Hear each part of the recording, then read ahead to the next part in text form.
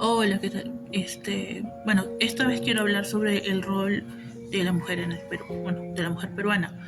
Em, no voy a tratar mucho el tema de las mujeres en las culturas prehispánicas y durante la época del virreinato, porque eso quiero hacerlo en otro video.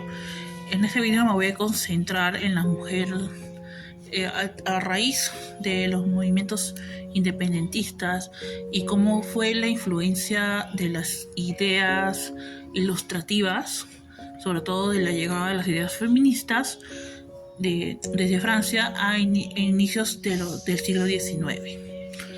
Ok, es imposible no relacionar el rol de las mujeres en el Perú con estos movimientos feministas, que en, en la Francia del siglo XVIII, es decir, durante la Revolución Francesa, se llevaron a cabo estas ideas ilustrativas. Las mujeres no fueron ajenas a ello. Durante la Revolución Francesa existían estos llamados cuadernos de quejas, donde los ciudadanos iban y ponían sus quejas sobre las autoridades de turno. Una de estas personas fue Olympe de Gouges.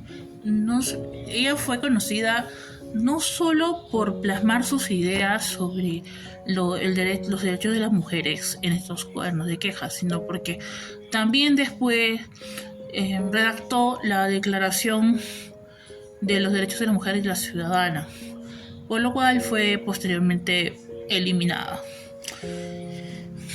Bueno, sobre el origen de la palabra feminismo, hay varias teorías. Una de ellas decía que se dio porque los enfermos de TBC tenían una piel pálida y tan delicada que parecían mujeres. Otra de ellas decía que en los periódicos y revistas francesas de la época, a las mujeres que eran activistas por los derechos de las mujeres le decían el hombre mujer. Entonces se sostenta que eso sería el origen de la palabra feminismo.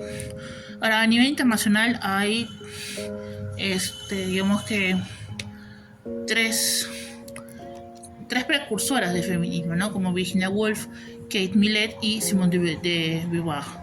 Como mencioné anteriormente, estas ideas de la ilustración francesa llegaron también a América, sobre todo con las ideas de independencia. Una de las primeras personas en el Perú en plasmar estas ideas era Flora Tristán, que era francesa, pero de padre peruano. ¿Qué es lo que proponía Flora? En base a su propia experiencia, ella proponía que las mujeres tuvieran el derecho de pedir el divorcio libre, así como derechos maternales, porque hasta ese momento quienes tenían los derechos sobre los hijos eran únicamente los padres y madres, por supuesto que las madres no eran consideradas ciudadanas, ¿no? También proponía la educación para las mujeres y el acceso al trabajo de las mujeres. Ahora, Flora Tristán es una precursora del feminismo aquí en el Perú. Es durante, digamos, la etapa posterior a la época a la independencia que empiezan a surgir colegios para mujeres. Tenemos claro que los primeros colegios, como por ejemplo el Real Convictorio de San Carlos, eran exclusivamente para hombres, sobre todo para hombres de élite. Los hombres que pertenecían a otras clases sociales simplemente no tenían acceso a una educación. En el caso de la educación para las mujeres, esta solamente era para las mujeres de élite, y los colegios de educandas estaban direccionados a formar futuras madres y amas de casa.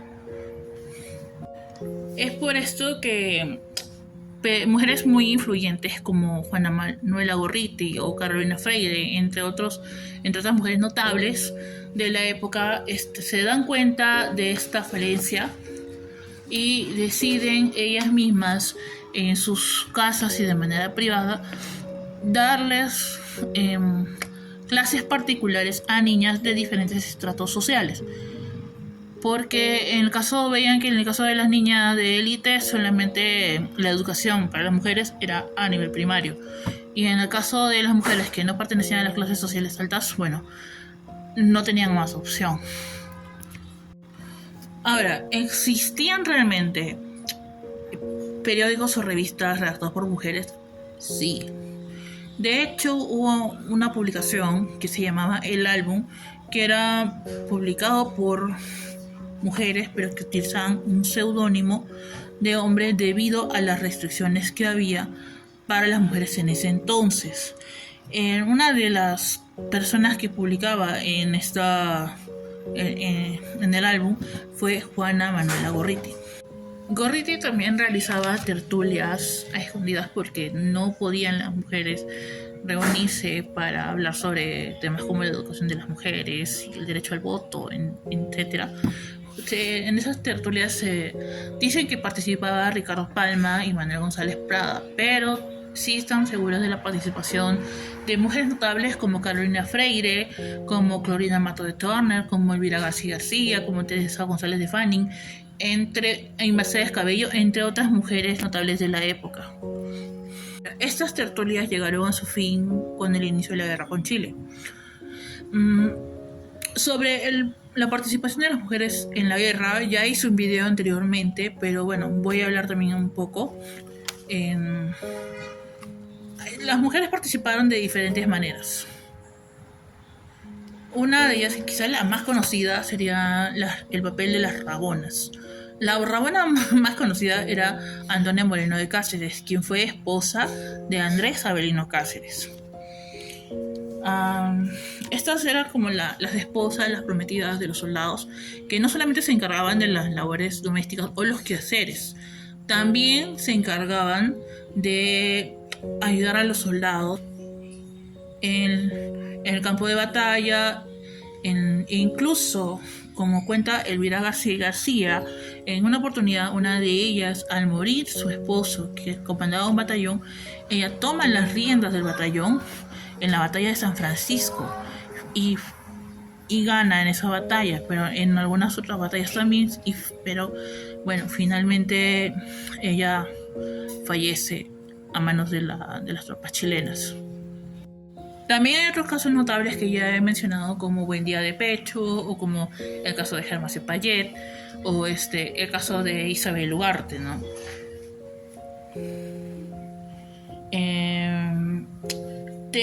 Hay un caso también que comenta Elvira García García, que es el caso de Clara Enríquez, que era una sirvienta afroperuana, que ella fue hasta Arica para recoger los cuerpos de la familia con la cual ella trabajaba, que eran los Inclán. Hay otra historia que menciona que Clara ayudó a la tropa peruana a recuperar el estandarte y la bandera nacional. Sobre el rol de las mujeres de alta sociedad también se menciona en otro video, citando el ejemplo los ejemplos de Antonia Moreno de Cáceres y de Isabel Ugarte. De hecho, Isabel Ugarte dijo: ¿qué puedo hacer en favor de mi patria si a las mujeres todo nos está vedado? Sin embargo, hay que destacar que estas mujeres también utilizaron su fortuna para crear hospitales, ambulancias, los primeros bancos de sangre, de manera que pudieron apoyar a los soldados, tanto de un bando como del otro, en la guerra. Ahora, un poco para finalizar, bueno, las mujeres durante la guerra pudieron acceder a ciertos trabajos, reemplazando a los maridos porque estaban peleando en el campo de batalla. Ahora, esta flexibilización permitió a las mujeres poder también ingresar a las universidades, como el caso de María Trinidad Enríquez o el caso de Miguelina Acosta. Más adelante las mujeres conseguirían el derecho al voto en el año 55, ejerciéndolo por primera vez en el año 56. Ahora, haré un video para hablar sobre el rol de las mujeres a partir del siglo XX y el siglo XXI. Muchas gracias.